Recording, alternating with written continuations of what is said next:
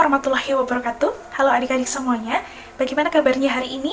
Sehat ya? Saya harapkan adik-adik semua di rumah dalam keadaan sehat dan keluarganya juga diberikan kesehatan sehingga adik-adik bisa mengikuti pembelajaran dengan maksimal. Begitu ya? Oke, hari ini kita akan belajar mengenai akuntansi keuangan, yaitu babnya bab 1 mengenai akuntansi utang jangka panjang. Nah, sebelum kita mempelajari lebih lanjut apa itu utang jangka panjang, kemudian jenis-jenisnya apa saja, pembahasannya bagaimana, contoh kasus soal, dan juga penyelesaiannya bagaimana, maka kita harus tahu dulu apa itu hutang, begitu. Oke, jadi saya akan menjelaskan, silakan disimak. Hutang itu merupakan sebuah uang tunai ataupun non-tunai yang dipinjamkan oleh seseorang dari orang lain. Juga bisa dikatakan bahwasanya utang itu merupakan sebuah kewajiban yang muncul karena transaksi pembelian barang secara kredit yang berhubungan dengan kegiatan operasional perusahaan dan harus segera dibayar sesuai dengan kesepakatan yang telah dibuat oleh kedua belah pihak, begitu ya. Sehingga bisa kita simpulkan bahwasanya utang jangka panjang itu merupakan sebuah utang yang diharapkan akan dibayarkan dalam waktu yang lebih dari 1 tahun atau lebih dari 1 siklus normal perusahaan, dan dengan menggunakan aktiva tidak lancar yang ada atau dengan menimbulkan kewajiban jangka panjang lainnya ataupun juga dengan mengalihkan menjadi modal saham.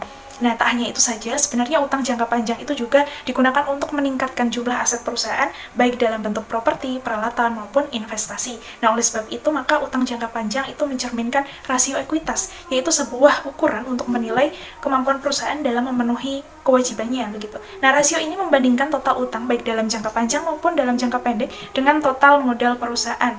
Nah, selain modal, utang jangka panjang itu juga mencerminkan rasio aset yang mengukur bagian dari keseluruhan aktiva yang dibelanjai oleh utang ini, begitu ya. Nah, dalam transaksinya, utang jangka panjang itu biasanya disertai dengan jaminan berupa barang tidak bergerak. Nah, barang tidak bergerak ini lebih umum mengarah kepada properti seperti gedung, gudang, rumah, kemudian pabrik, dan juga tanah. Nah, tentu penyerahannya itu bukan berupa barang realnya, tetapi berupa sertifikat yang menyatakan hak kepemilikan atas properti tersebut. Nah, meski disertai dengan jaminan, namun perusahaan yang berhutang itu tetap bisa memanfaatkan barang tersebut. Misalnya, perusahaan memiliki utang jangka panjang dengan jaminan sertifikat hutang. Nah, meski sertifikat atas properti tersebut diserahkan kepada pihak yang memberikan hutang, namun perusahaan itu yang berhutang tetap bisa menggunakan gudang miliknya untuk menjalankan operasional kegiatannya, seperti itu. Nah, sesuai dengan namanya, bahwa hutang jangka panjang itu memiliki tempo relatif lama, sekitar 5 sampai dengan 20 tahun. Sehingga intinya, tempo pembayaran itu lebih dari 1 tahun. Nah, penentuan jangka panjang, waktu pembayaran atas utang jangka panjang ini tergantung kepada kesepakatan antara kedua belah pihak, baik yang berhutang maupun yang dihutangi, dan tentunya kemampuan pihak yang mengajukan utang jangka panjang untuk melakukan pembayaran. Selanjutnya yaitu jenis-jenis utang jangka panjang. Ada 4 jenis utang jangka panjang. Yang pertama ada utang wesel jangka panjang, yang kedua ada utang obligasi, ketiga ada utang hipotek, dan yang keempat ada utang bersyarat atau contingent liabilities. Kita akan bahas satu persatu. Yang pertama yaitu utang wesel jangka panjang. Nah, sebelumnya kita harus tahu dulu apa itu utang wesel. Jadi utang wesel itu merupakan utang yang biasa dikenal dengan nama bank draft atau bankers draft, yaitu sebuah surat berharga yang berisi perintah tak bersyarat dari bank si penerbit draft tersebut kepada pihak lainnya atau pihak yang tertarik untuk membayarkan sejumlah uang kepada seseorang atau orang yang ditunjuk pada waktu yang telah ditentukan. Nah, bank draft ini merupakan sebuah cek, tetapi sumber dana pembayarnya itu berasal dari rekening bank si penerbit. Sehingga bisa kita simpulkan bahwasanya utang wesel itu merupakan utang berbentuk bukti tertulis formal yang isi kesanggupannya untuk membayarkan pada tanggal tertentu. Nah, sedangkan utang wesel jangka panjang maka merupakan utang wesel yang waktunya itu lebih dari 1 tahun. Selanjutnya adalah jenis utang wesel jangka panjang, ada 3. Yang pertama yaitu wesel khusus yang diterbitkan untuk properti, barang, dan juga jasa. Nah, ketika melakukan penukaran wesel dengan properti, barang, ataupun jasa di dalam transaksi tawar-menawar, itu maka suku bunga itu tercantum, dianggap wajar. Yang kedua, ada wesel khusus pemilihan suku bunga. Nah, perusahaan itu tidak dapat menentukan nilai wajar atas properti, barang, ataupun jasa, ataupun hak lainnya, dan belum ada pasar terbuka untuk wesel, sehingga perusahaan harus memperkirakan suku bunga yang dapat digunakan, atau imputation ya, dalam menggunakan metode suku bunga efektif. Nah, pemilihan suku bunga itu dipengaruhi oleh 2 di antara lainnya faktor. Ada yang pertama, suku bunga berlaku untuk instrumen sejenis. Yang kedua, itu faktor seperti perjanjian pengikat, kemudian jaminan, jadwal pembayaran, dan suku bunga utama. Yang ketiga ada wesel bayar mortgage, yaitu wesel bayar mortgage merupakan wesel dengan jaminan dokumen yang menjanjikan hak untuk properti sebagai pengaman pinjaman. Oke, selanjutnya adalah penerbitan wesel pada nilai nominal. Nah, wesel itu diberlakukan sama dengan cek, yaitu prosedur pencairannya melalui lembaga clearing setempat. Dan cek tersebut tidak dapat diperlakukan sebagai uang tunai karena cek tersebut dapat menjadi tidak bernilai apabila si penerbit cek itu tidak mencukupi saldonya, dan cek tersebut akan dikembalikan kepada kreditur oleh bank, dan si penerima cek itu akan menghadapi resiko berupa tidak memperoleh pembayaran. Nah, biasanya untuk memastikan nasabah itu memiliki dana yang cukup untuk memenuhi kewajiban si nasabah dalam penerbitan bank draft, maka bank akan mendebit rekening nasabahnya seketika itu juga. Oke, kita langsung pada contoh kasus soal atau studi kasus yang pertama. Pada tanggal 2 Januari 2018, PT Indofood itu menerbitkan wesel bayar pada nilai nominal 1 miliar rupiah dengan bunga 10% dan periode waktu jatuh tempo 5 tahun. Nah, bunga atas wesel harus dibayar setiap akhir tahun. Maka, jurnal yang harus kita buat adalah yang pertama itu jurnal penerbitan wesel, yang kedua adalah jurnal penyesuaian. Dan jurnal penerbitan wesel itu pada tanggal 2 bagaimana? Mari kita simak bersama-sama.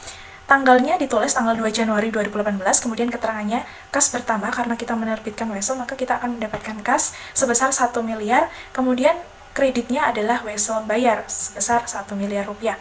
Kemudian jurnal penyesuaian di akhir periode 31 Desember 2018 ditulis tanggalnya 31 Desember 2018, kemudian keterangannya yaitu beban bunga bertambah, kemudian wesel bayar dikredit sebesar 100 juta rupiah. Dari mana kita mendapatkan 100 juta rupiah? Rumusnya adalah karena kita menghitung bunga full 1 tahun, berarti rumusnya beban bunga itu sama dengan 1 tahun atau 12 bulan per 12 bulan, atau langsung 1 tahun ya, dikali dengan nominal wesel tadi 1 miliar, dikali dengan bunganya 10%.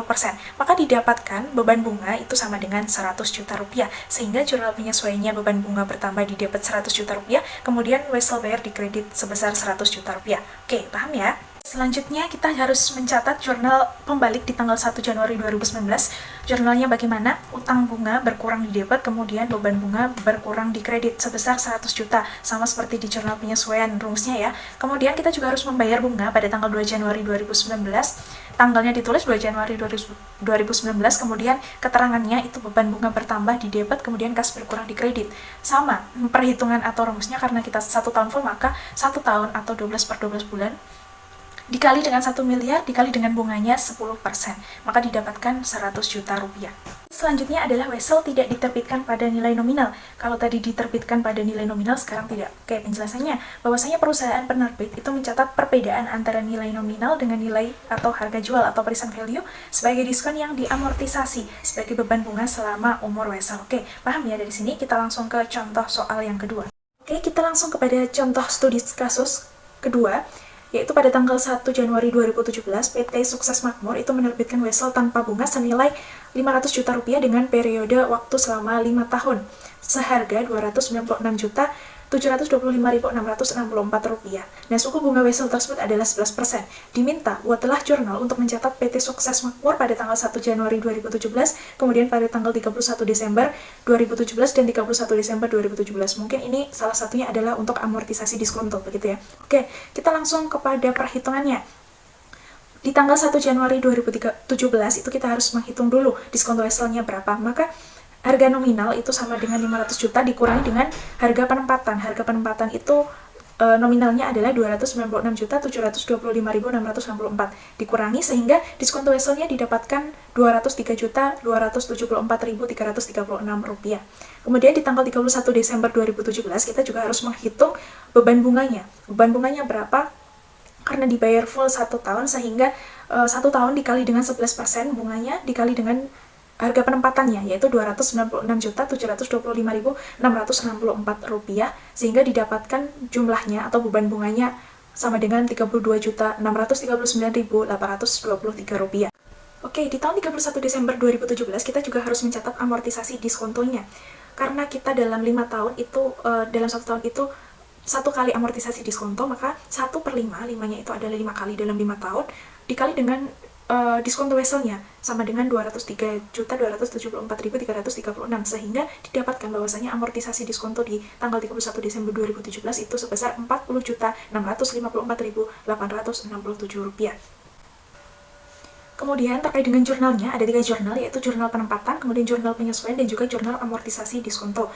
Di jurnal penempatan, kita mencatat pada tanggal 1 Januari 2017, itu keterangannya kas, kemudian beban diskonto bertambah, kemudian wesel bayar di kredit. Nah, kasnya sebesar berapa? Sebesar harga penempatan Rp297.755.664. Kemudian beban diskontonya tadi berapa? Rp203.274.338. Sehingga wesel bayarnya di kredit yaitu Rp500 juta. Di jurnal penyesuaian, kita juga harus mencatat 31 Desember 2017, beban bunga bertambah di debit, utang bunga bertambah di kredit ya, bertambah.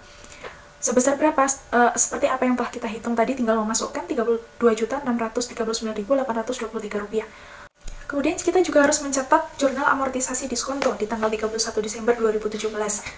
Jurnalnya yaitu beban bunga bertambah sebesar Rp40.654.867 seperti perhitungan di awal tadi. Kemudian di kreditnya adalah beban diskonto sebesar Rp40.654.867. Oke, dari sini paham ya? Selanjutnya yaitu wesel jangka panjang. Apabila wesel jangka panjang itu dikeluarkan untuk memperoleh pinjaman uang, maka peminjam akan mencatat penarikan wesel seperti halnya dalam wesel jangka pendek. Lah, maksudnya bagaimana? Oke, kita langsung pada contoh soal ya. Di buku kita buka contoh soal studi kasus itu yang ke-6. Silahkan dibuka di buku masing-masingnya. Pada tanggal 31 Mei 2017, PT Jaya Sakti itu meminjam uang sebesar 60 juta dengan menarik promes dengan bunga 12%. Nah, promes tersebut akan dilunasi dengan 3 kali angsuran tahunan. Oke, jadi sebenarnya apa sih bedanya promes dan wesel? Oke, perlu kita ketahui bahwasanya promes dan wesel itu berbeda. Nah, apa perbedaannya? Oke, wesel itu merupakan perintah tertulis dari kreditur yang ditujukan kepada debitur untuk membayar sejumlah uang tertentu pada tanggal yang telah ditentukan. Sedangkan promes itu kebalikannya, surat perintah tertulis dari debitur kepada kreditur untuk membayar sejumlah uang tertentu pada tanggal yang telah disepakati bersama. Gitu. Paham ya? Oke, diketahui bahwasanya promes itu sebesar 60 juta, kemudian bunganya 12%, dibayar 3 kali angsuran. Oke, kita langsung kepada jurnal yang pertama, yaitu penarikan pinjaman promes. Jurnalnya ditulis tanggal 31 Mei 2017, kemudian keterangannya kas bertambah di debit 60 juta, kemudian utang wesel bertambah di kredit 60 juta. Kemudian jurnal selanjutnya adalah jurnal untuk mencatat angsuran. Nah, angsuran itu 3 kali angsuran dalam 1 tahun.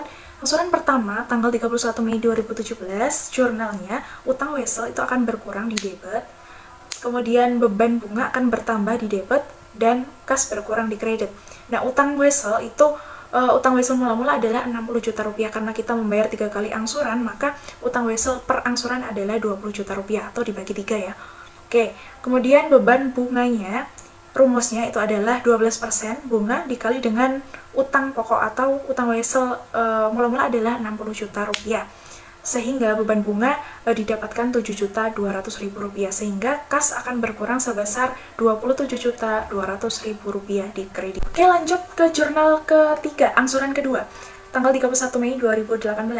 Keterangannya sama, utang wesel berkurang, kemudian beban bunga bertambah, dan kas berkurang.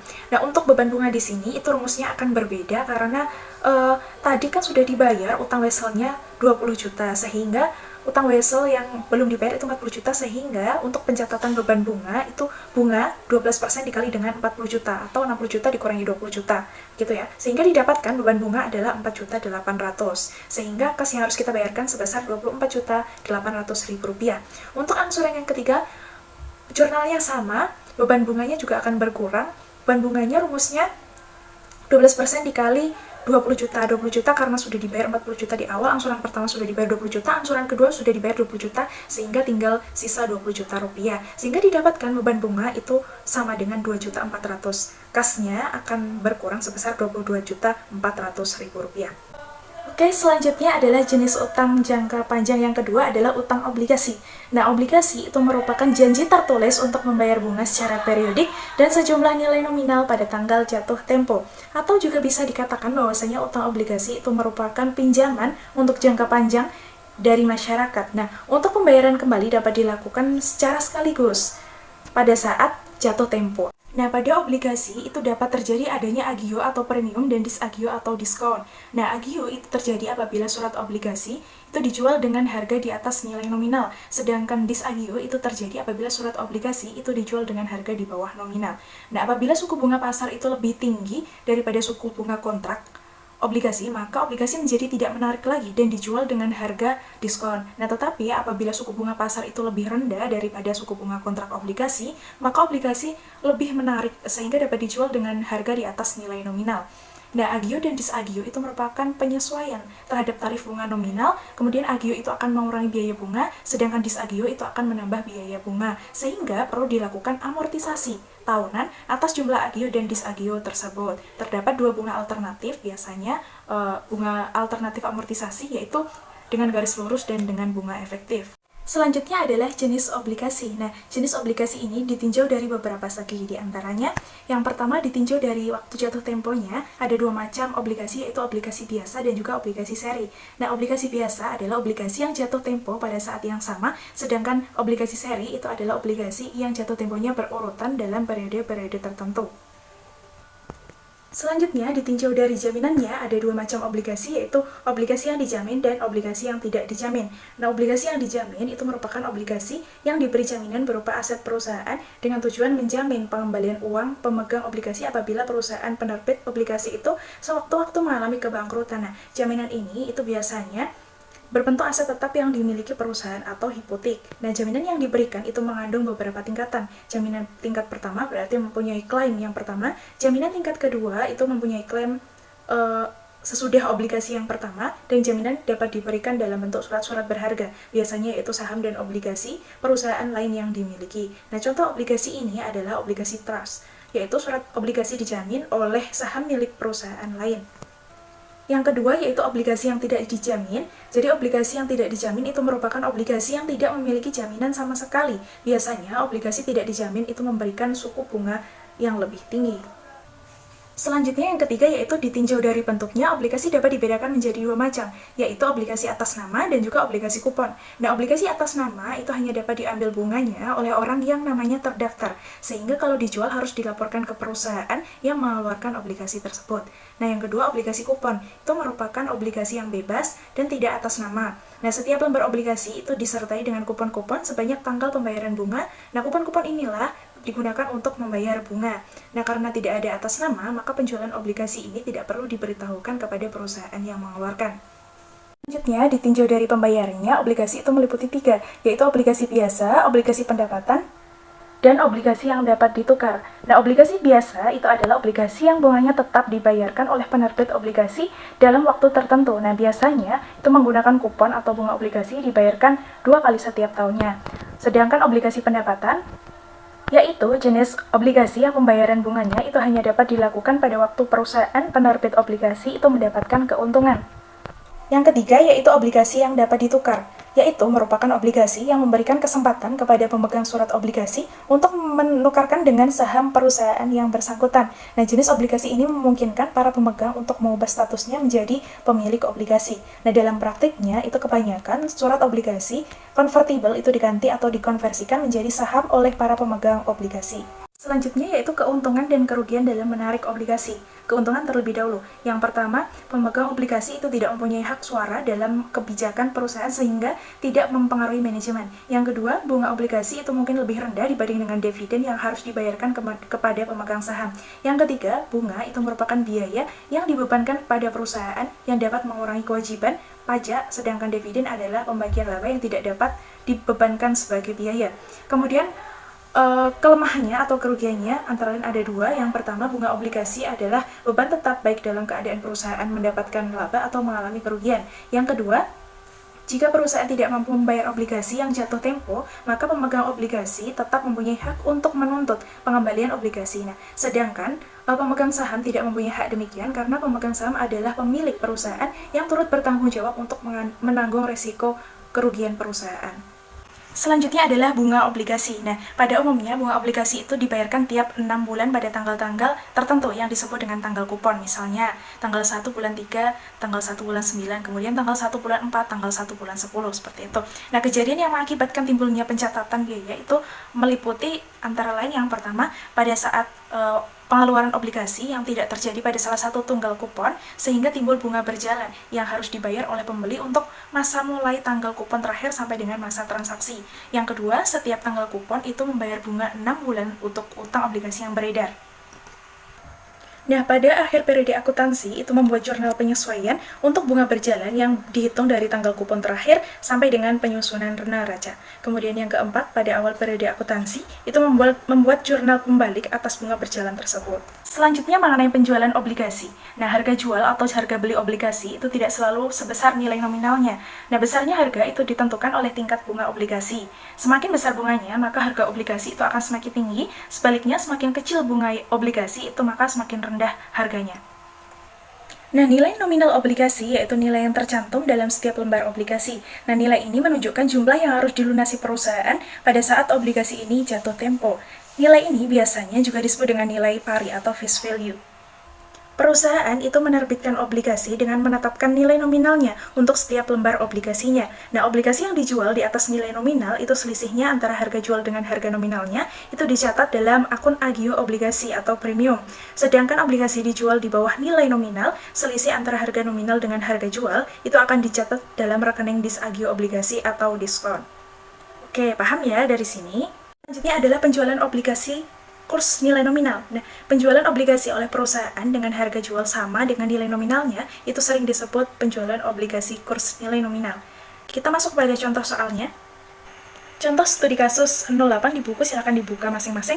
PT Jarum Super pada tanggal 1 Februari 2018 itu menjual obligasi dengan nilai nominal 100 juta rupiah dengan bunga 12% dengan harga yang sama dengan nilai nominal. Nah, kupon itu 1/1 atau 1 Januari dan tanggal 1 bulan 7 atau bulan Juli. Nah, jurnal untuk mencatat transaksi tersebut itu sebagai berikut. Tanggalnya ditulis 2018 Februari tanggal 1, kemudian keterangannya karena menjual obligasi maka kasnya akan bertambah di debit, kemudian utang obligasi bertambah di kredit sebesar 100 juta rupiah. Karena ini kurs nilai nominal maka nilainya itu sama dengan nilai nominal 100 juta rupiah. Oke, lalu bagaimana ketika ada penjualan obligasi itu di bawah nilai nominal?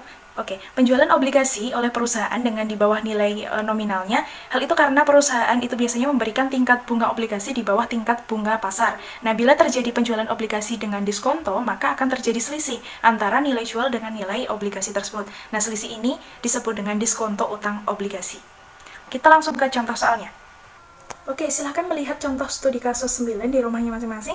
PT Sinarmas pada tanggal 3 Februari 2018 itu menjual obligasi dengan nominal 100 juta rupiah dengan harga jual 95 juta rupiah yang berarti terdapat diskonto obligasi sebesar 5 juta rupiah. Nah, jurnal untuk mencatat transaksi itu kita tulis tanggalnya dulu, tanggal 3 Februari 2018, kemudian keterangannya, karena kita menjual obligasi, maka kas kita akan bertambah sebesar harga jual 95 juta rupiah di debit, kemudian adanya selisih antara harga jual dengan harga nominal. Harga jual itu lebih rendah dengan harga nominal, maka memunculkan akun disagio obligasi di debit sebesar 5 juta rupiah. Kemudian utang obligasinya menjadi 100 juta rupiah di kredit. Nah, akun diskonto utang obligasi hanya merupakan akun yang penilaian kewajiban atau untuk penilaian kewajiban. Akun ini biasa disebut dengan kontra account sehingga keberadaannya itu akan dilaporkan sebagai pengurang nilai nominal obligasi di neraca sebagaimana pada halaman berikutnya, maksudnya setelah ini ya.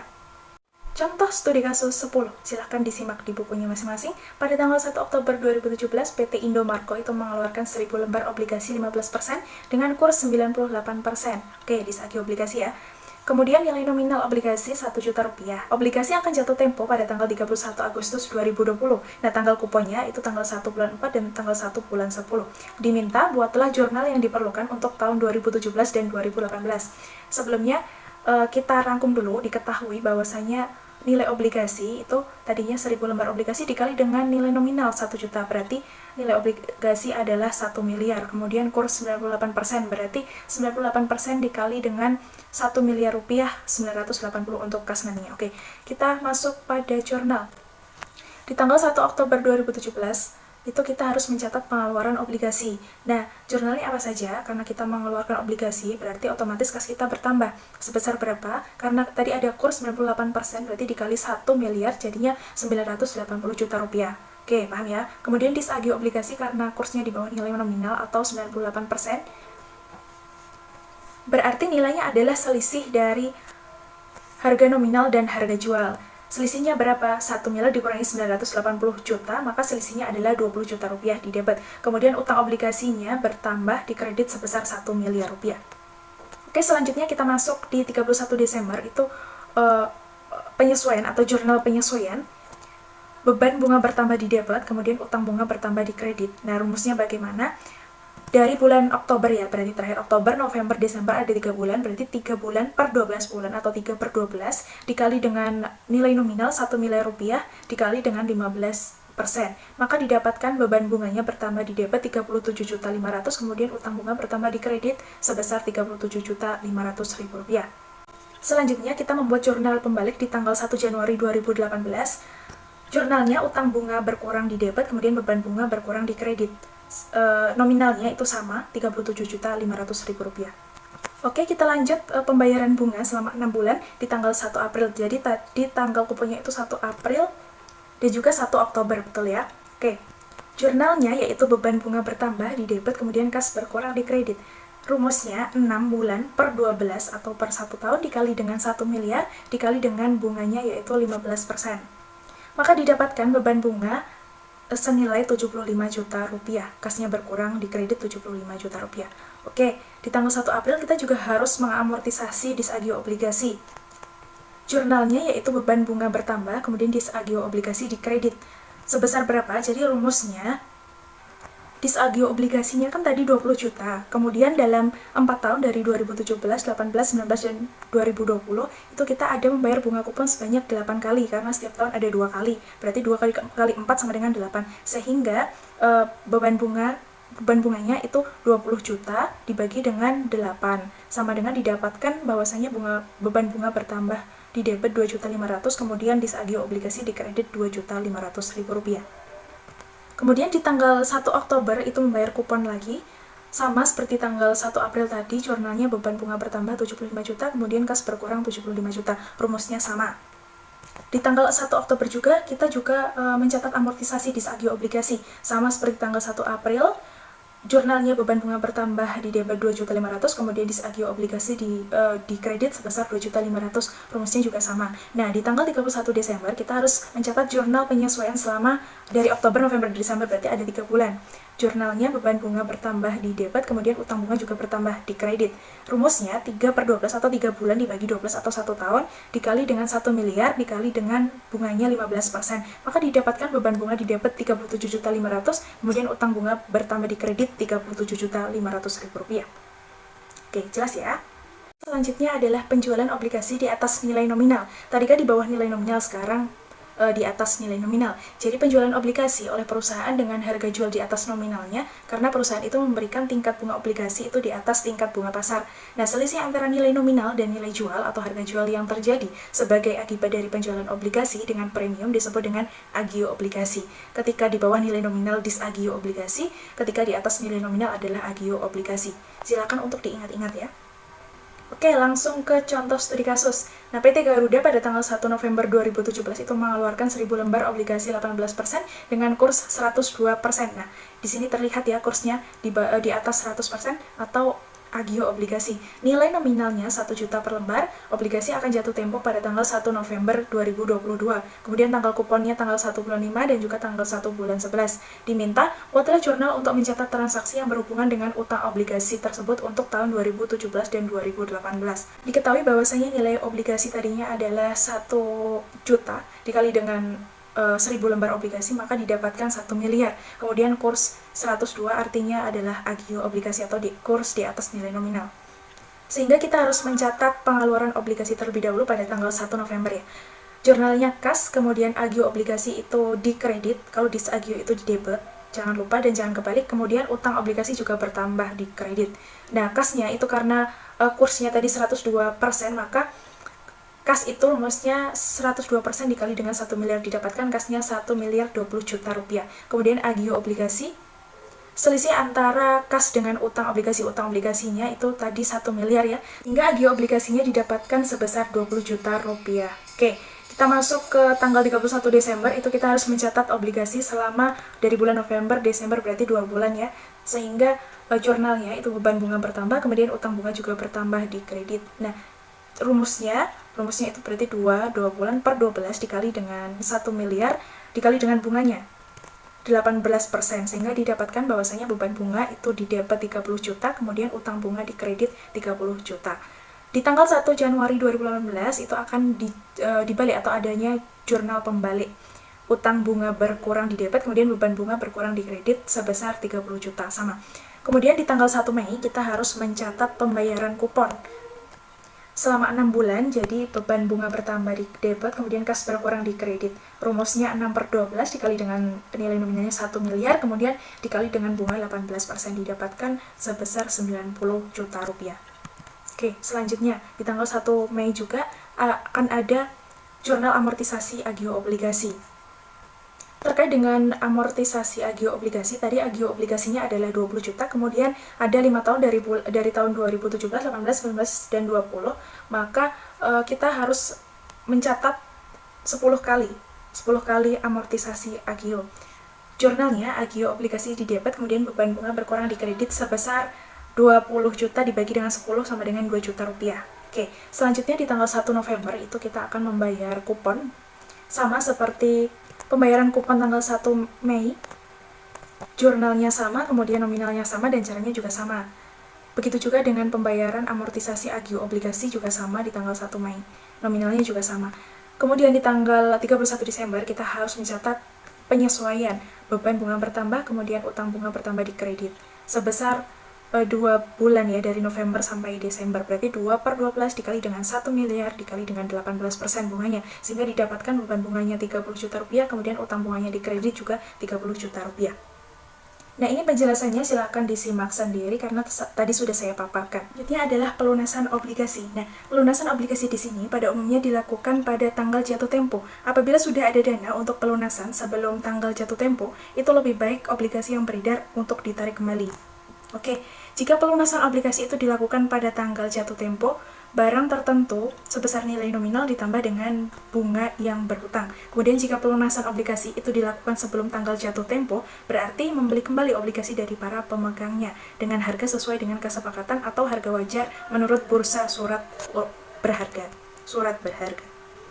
Kita langsung ke contoh studi kasus dan pembahasannya. Kasus 12, PT Usaha Gemilang itu menerbitkan obligasi 100 juta bunganya 10% jangka waktu 3 tahun tertanggal 2 Januari 2017 dengan pembayaran bunga semesteran tiap tanggal 1 Januari dan 1 Juli. Nah, jurnal yang harus dibuat oleh perusahaan itu yang pertama, jurnal penerbitan obligasi. Nah, jurnal ini adalah jurnal untuk mengakui timbulnya utang obligasi. Oke, langsung ke jurnal ya. Tanggal 2, berarti tanggal 2 Januari 2017 itu keterangannya atau jurnalnya kas bertambah di debit, kemudian utang obligasi bertambah di kredit sebesar berapa? Tadi obligasinya 100 juta rupiah, kas 100 juta rupiah di debit, utang obligasi 100 juta rupiah di kredit.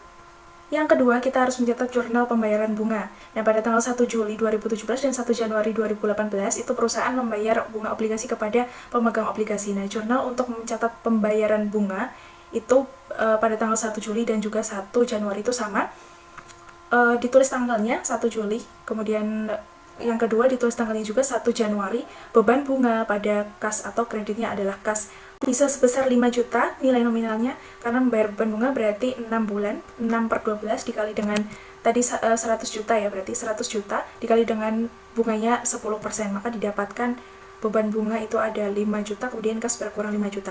Di tanggal 1 dan tanggal 1 Juli dan tanggal 1 Januari itu rumusnya sama, kemudian jurnalnya juga sama. Kemudian yang terakhir adalah jurnal pelunasan. Nah, pada saat obligasi dilunasi pada tanggal 1 Januari 2020, maka perusahaan akan membuat jurnal.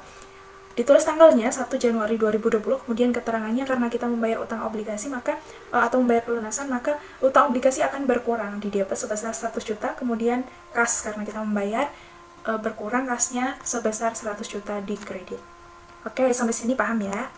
Oke, jenis utang jangka panjang yang ketiga adalah utang hipotek. Nah, apa itu utang hipotek? Jadi, utang hipotek itu merupakan pinjaman jangka panjang dengan jaminan suatu barang tidak bergerak, agar jika pihak debitur itu tidak memenuhi kewajibannya, barang jaminan dapat dijual dan dari hasil penjualan tersebut dapat digunakan untuk menutup tagihan.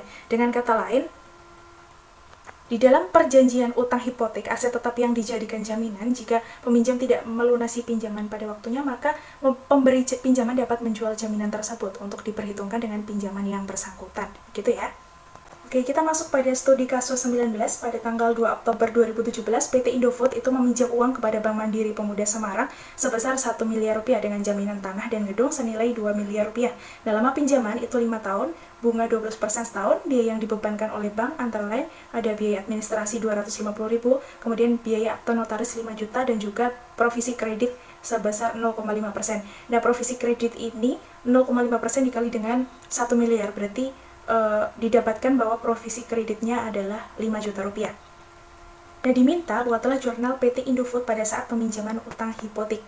Oke, jadi jurnalnya itu pada saat penutupan hipotek tanggal 2 Oktober, ditulis 2 Oktober 2017, kemudian keterangannya karena kas kita bertambah karena kita mendapatkan peminjaman, kemudian beban administrasi bank bertambah, kemudian utang hipotek bertambah di kredit. Beban administrasi kita hitung terlebih dahulu, tadi ada biaya administrasi sebesar 250, kemudian ditambah dengan biaya akta notaris 5 juta, provisi kreditnya tadi sudah kita hitung 5 juta rupiah, sehingga didapatkan beban administrasi bank sebesar 10.250.000 rupiah.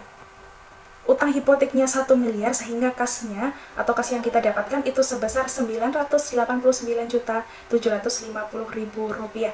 Didapatkan dari utang hipotek 1 miliar dikurangi dengan beban administrasi bank sebesar 10.250.000, maka didapatkan kasnya 989.750.000 rupiah.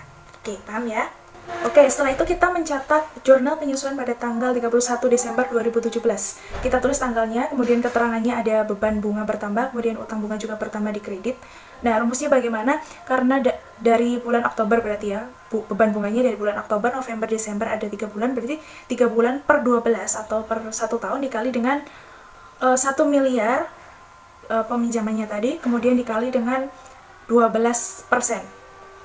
Bunganya 12%. Didapatkan 30 juta rupiah, sehingga jurnalnya beban bunga bertambah sebesar 30 juta rupiah di debit, kemudian utang bunga bertambah di kredit 30 juta rupiah. Ada catatannya. Nah, untuk memisahkan bagian utang jangka panjang yang akan jatuh tempo pada periode berikutnya pada tiap akhir periode dapat dibuat jurnal penyesuaian.